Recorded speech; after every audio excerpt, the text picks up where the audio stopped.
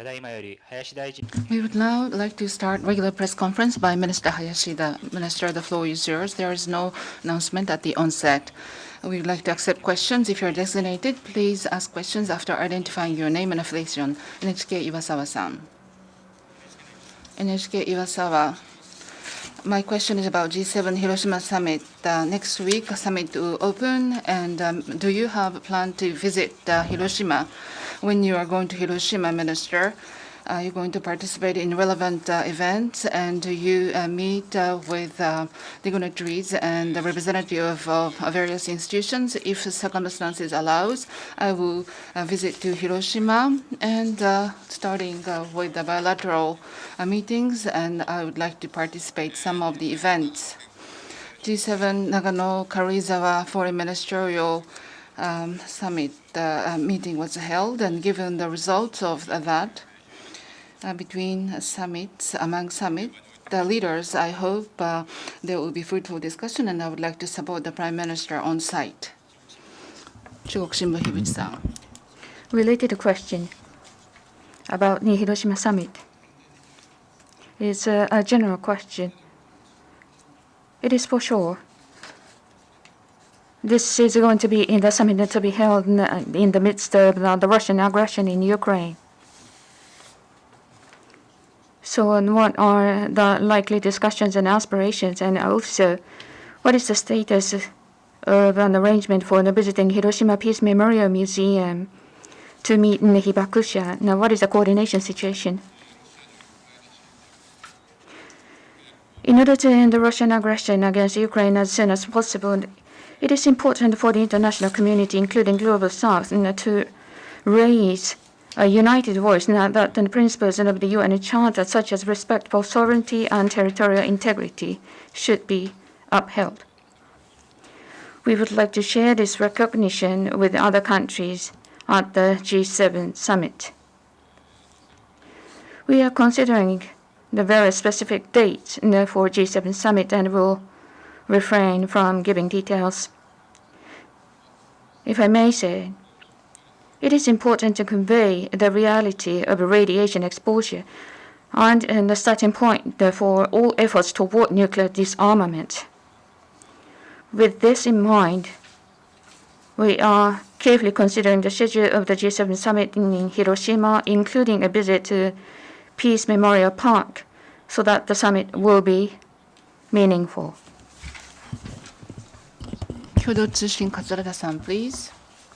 I'm Katsurada from Kyodo Tsushin. At the end of this week, in the EU, India-Pacific ministerial meeting will be held, and you're going to participate. And the first meeting you participated online, and this time you decided to attend face-to-face. What is the reason for that? And the presidency of G7, what kind of role would you like to play in this meeting? So given the Russian aggression of Ukraine, international security environment has become more severe, and there is awareness that it is not possible to separate the discussion of Europe and Indo-Pacific. This awareness has been increasing, and in this meeting, all the European and Indo-Pacific like-minded foreign ministers will get together. So it's a very important occasion. As presidency of G7, Japan would like to participate in this kind of opportunity face-to-face, so that we can share the awareness that no matter where it is, unilateral attempt to change the status quo is not acceptable. And in order to enhance the collaboration among like-minded countries to maintain and enhance the free and open international order based on rule of law is very important. So it is very significant. Uechi from Asahi Shimbun. In the Times and electronic edition, there was a news article featuring Prime Minister Kishida. So is there any response that being taken, and any reason for that? On the 28th of April, Prime Minister Kishida received interview conducted by U.S. magazine Time, and that was published on the electronic version of the Time, dated on the 9th of May. And I would like to refrain from making any comment for each and every the article and the sentence included in the article. But given the interview, Prime Minister Kishida talked about the security environment and enhancement of the defense forces, economic policies from the wide the spectrum that he explained about the position of the government of Japan. And in conclusion, he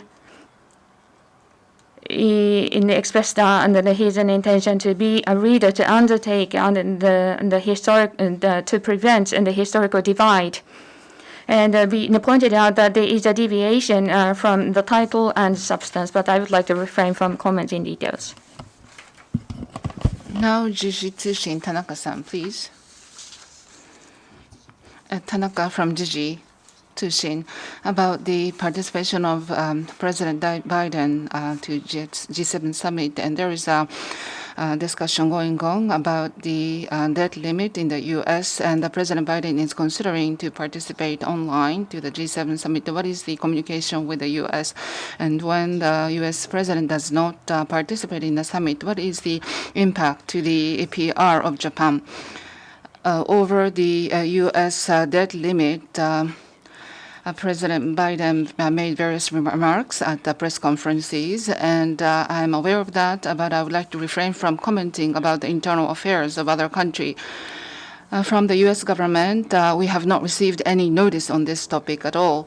On April 25th, U.S. government announced that President Biden will participate in the G7 Hiroshima Summit. As to the possible decline of Japan's PR activity, I would like to refrain from answering a hypothetical question. This concludes today's press conference. Thank you very much.